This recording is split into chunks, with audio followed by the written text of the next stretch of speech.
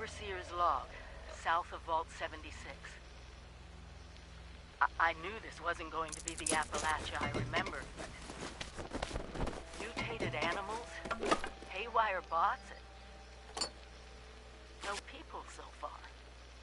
We have to be ready to rebuild in what I can confirm is hostile territory. Fortunately, Vault Tech was prepared. You see this? The cooking station, the stash box, the workbenches, all built with the camp. You need a home base out there. The construction and assembly mobile platform is designed to give you one. Just add resources, planning, and a little elbow grease. When you move your camp, everything you've built is stored, ready to be placed back down in the new area. Use this to establish a foothold whenever you're in unfamiliar territory.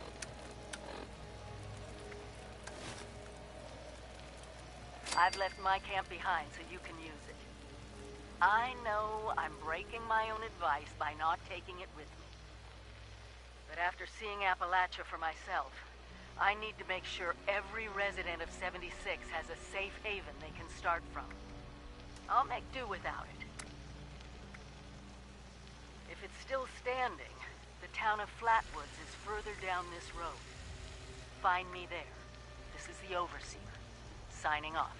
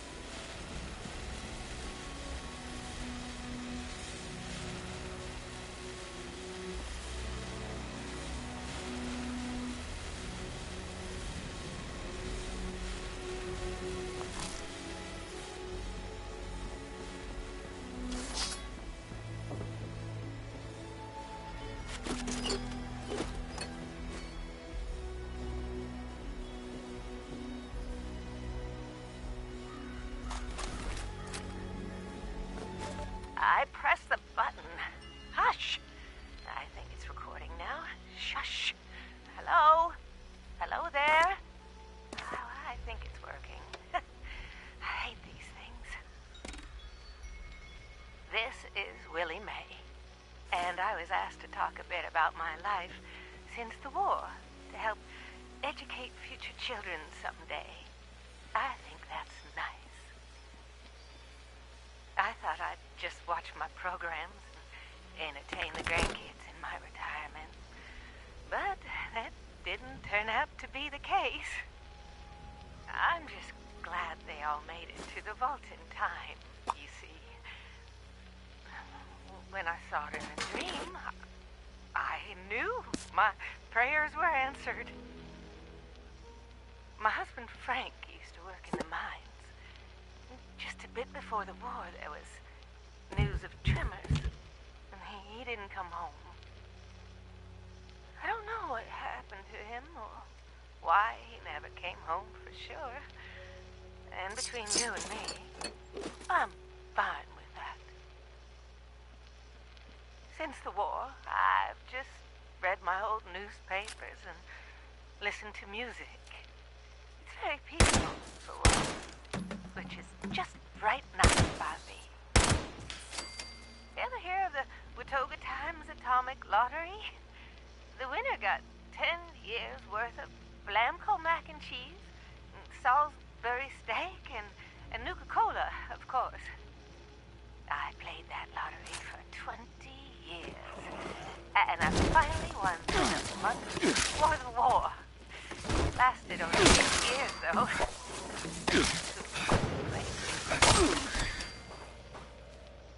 By the time it ran out, I had heard the responders' radio broadcast, so I went out to find them and get supplies.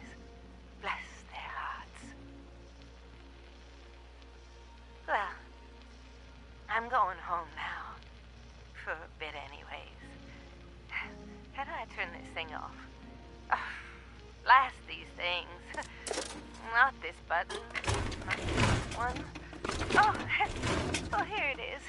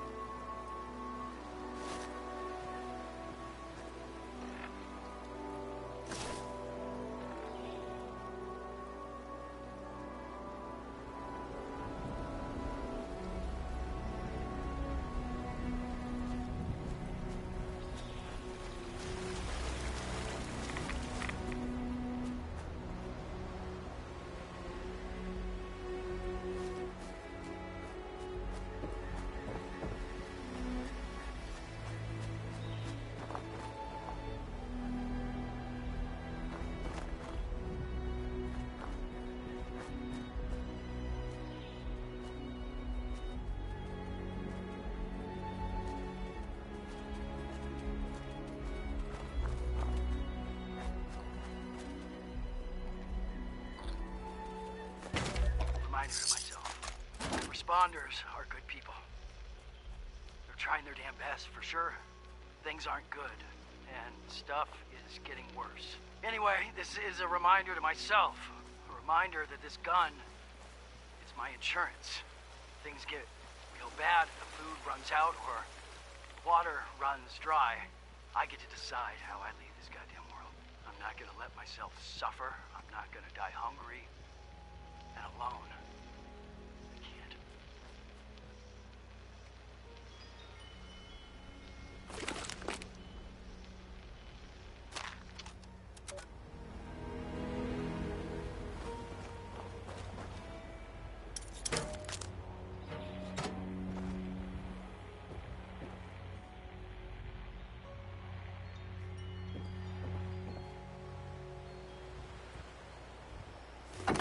Overseer's log, town of Flatwoods. My God. There's no one here. The old tavern, the church, people were using them for shelter, but they're gone. Mutations we expected. But there's something else. A disease. I was attacked by... Well, it used to be a person. But it had these green, glowing lesions, and its voice. Angry, tortured. We are one. One what? Whatever happened here is beyond anything we expected. And we expected a lot.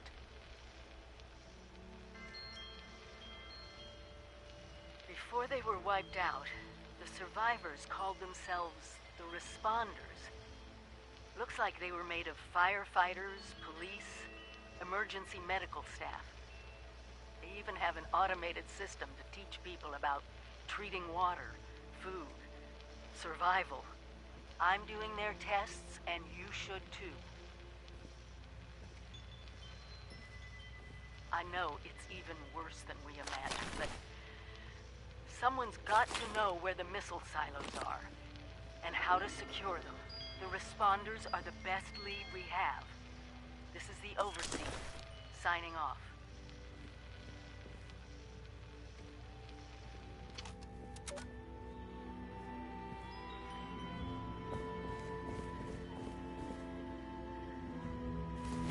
We call it the Great War now. It's not been long, and things have been rough. Welcome to Survivor Stories. I'm Dasa Ben-Ami, a responder. I've been working with the responders for a couple of years now. I'm from Charleston originally, so it was easy to join up. What wasn't easy was the work. Rebuilding Appalachia from the rubble while survivors flock to us regularly from all over. So many have come and gone. Their stories untold, their names lost to time. I thought we should preserve this history somehow. I've decided to ask people to record their thoughts, their stories, anything they want to preserve forever. I'll call this series the Survivor Stories. I'll start with me. I was an anthropology PhD student at Vault-Tec University, final year. I was printing my thesis when I heard the sirens. I thought for sure my father, a Vault-Tec employee, could take us all with him, but only 2 reservations came through. I refused to go. With my little brother, Jason Paul, they could not persuade me, though they tried. In the end, I pushed them inside it, and that was it. After that, I went back home to Charleston and, well, survived. Eventually, the responders formed, and I signed up right away.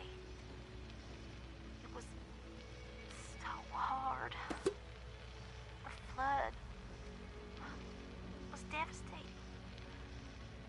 Relocating to Morgantown Airport and now Flatwoods has been...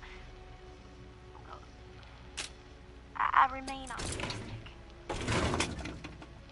Been with them now for, I guess 2 years. We have big plans. We can do so much to help. Maybe, just maybe, we can can rebuild enough to be okay. And in the meantime, I will continue to record stories of survivors when I can. We are your history. This is Dasa Ben on me, signing off for now.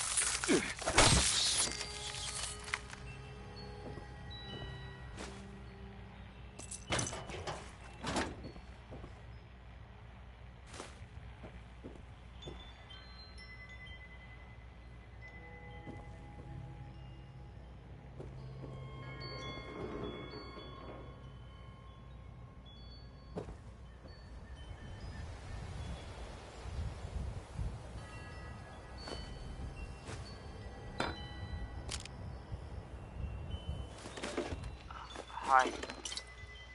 Dasa asked me if I would talk about, how I got here. She asked everybody, so I said okay. My name's Colonel, and I'm 13 years old. I just wanted to say I'm sorry. I'm sorry for everything. The bombs and the messed up people and the cows with two heads, all of it. I was bad. Just bad. I cheated on my spelling test. I kicked Chip Wilkins in the shins until he cried. I pushed Rosie McCloy down the stairs. I cut holes in the bottom of all the gym shorts, and I put glue in the mashed potatoes in the cafeteria. I told Harold Newell to eat 10 dead flies a day in order to grow muscles, and I put Nuka-Cola in the rat cage water bottles at the pet store. And, I just wanted to say I'm sorry about everything. Because my dad said if I wasn't this way, the bad things wouldn't happen. I haven't seen Daddy since the bombs, and I guess he left because of that, too. It's okay. I'm trying to be good now, though. I'm not old enough to be a volunteer, but Dasa said I could help collect food and water, so I'm getting better, I promise. And, Daddy, if you're listening, I promise I won't be bad anymore, so you can come back now. Okay? Okay. Bye.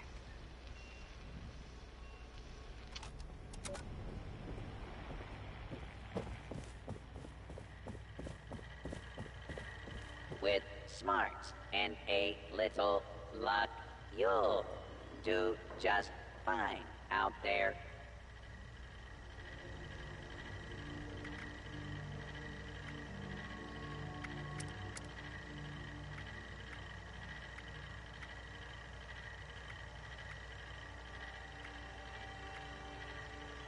While you're here, why not grab a stim pack or two?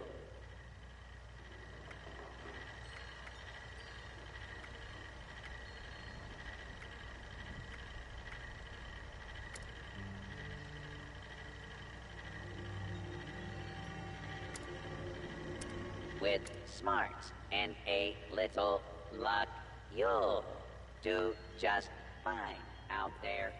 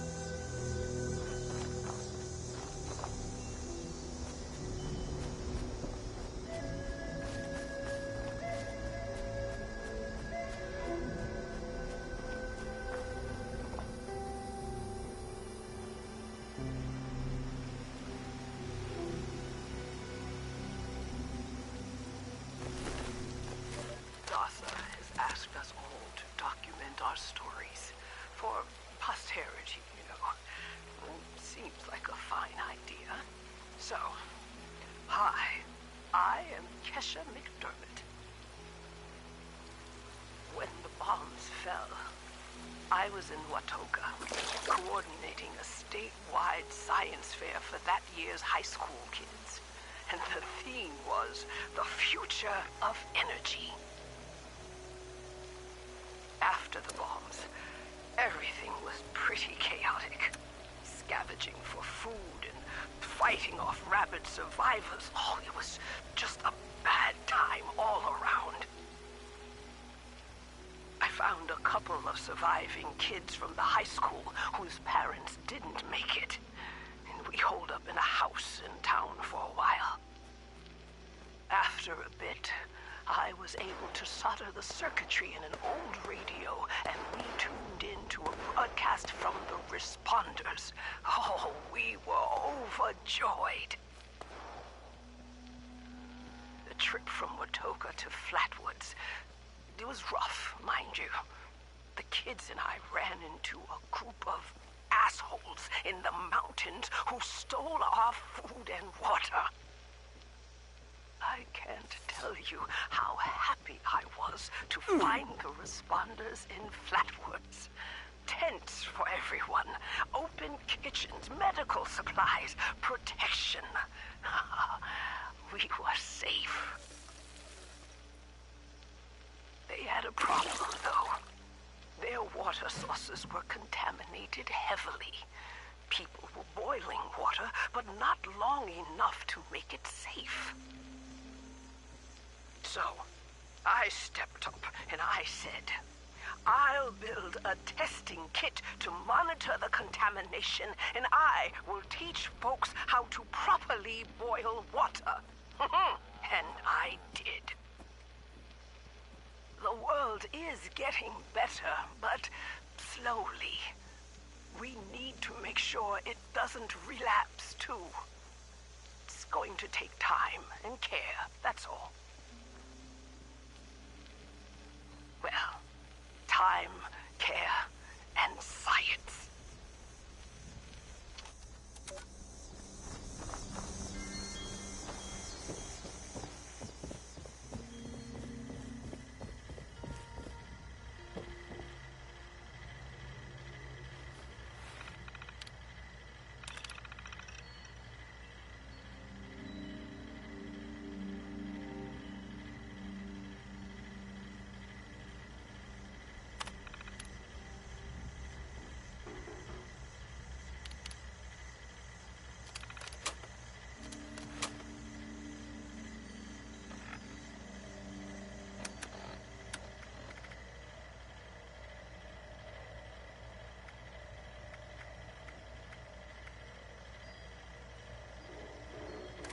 This is my first interview with another survivor, Kesha McDermott. She found me trying to break into a Nuka-Cola machine and, showed me a different way. So, Kesha, can you tell us a bit about how we can make sure our water is safe for drinking? Try to keep it to the basics for training purposes. Oh, it's not complicated, really. Find water and strain out any big particles and chunks. Then, boil it in a pot over an open fire for a minute or two, then let it cool. Should be fine. Like making tea, right? Uh-huh. You joined the responders a while ago and helped develop a program to train volunteers. So, were you a survivalist prior to all of this? You could say that. I taught high school kids. I used to talk about this very thing to them. Practical application of the sciences. It's fascinating, but you never realize how important some things will be down the road, do you? I guess not. So if we were students of yours, what would you tell us about the world now? How can we survive? That's a good question, Dasa. Well, I would tell you all to remain calm and focus on surviving. The first thing you need to do is get yourself some clean drinking water. It's likely all you'll find is dirty water, but that's okay. We can fix it. Dirty water carries a small chance of disease, and it's a bit radioactive. You'll probably survive if you drink it, but you shouldn't take that risk. It's better than toxic water or nuclear waste, though, which are both very harmful and should be boiled thoroughly first. Got that, Dutha?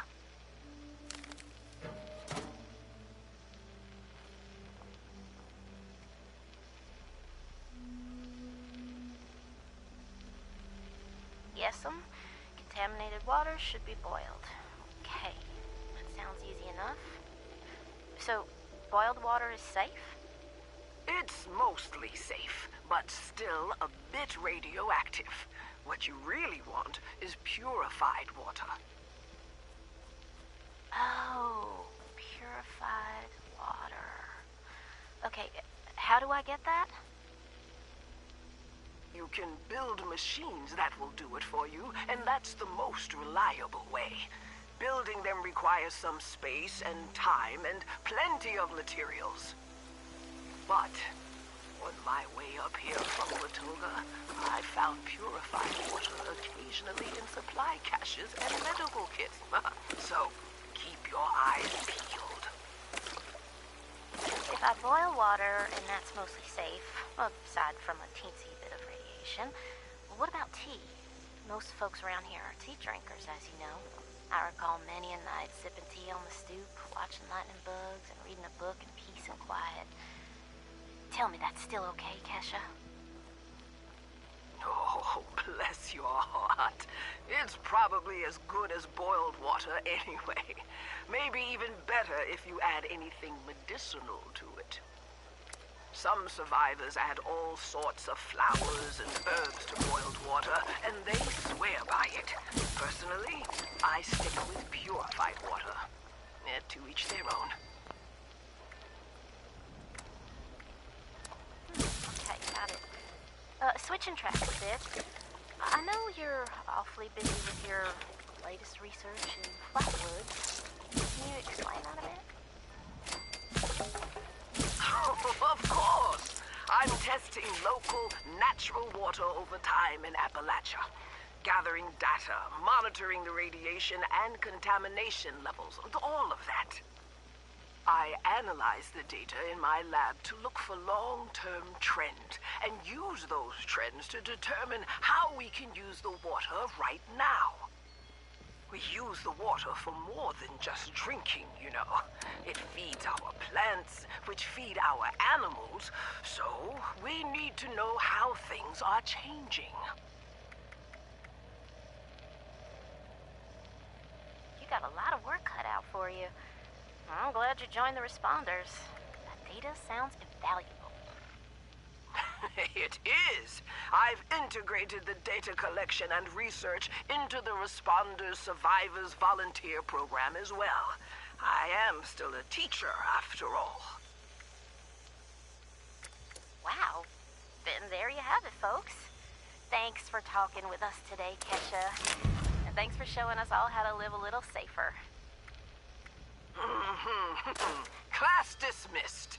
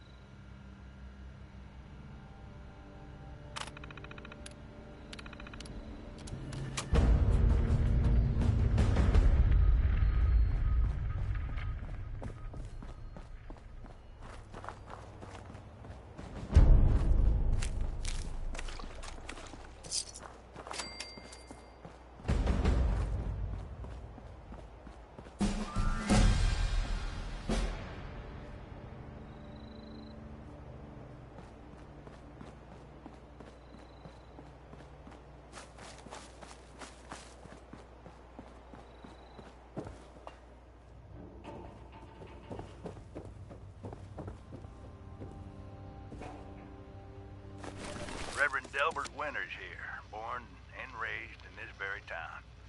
Lit my own church to the responders for their outpost here, and you're welcome. The responders are on a true mission, you see, helping folks through thick and thin, till the heavens open up again and take us all up anyways. When this all happened, I figured like most it was time. This was the end, but it wasn't, was it? We're still here.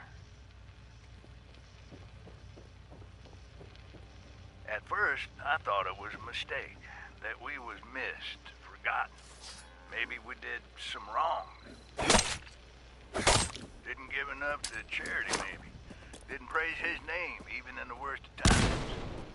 Maybe thought some things that ought not to been thought. So I asked him. I asked how. Why? I fought the wars on Earth. I'm ready to fight them up there by your side. Then, in my despair, I saw some survivors eating raw rat carcass behind a dumpster. You ought to cook that first, I warned them. Seemed obvious. We tried but got sick, they said, covered in their own filth. I realized right then and there that I was being tasked. From then on, I built kitchens, cooked good food, fed anyone who walked up with an empty belly, and I was thankful for my task in life. Thankful.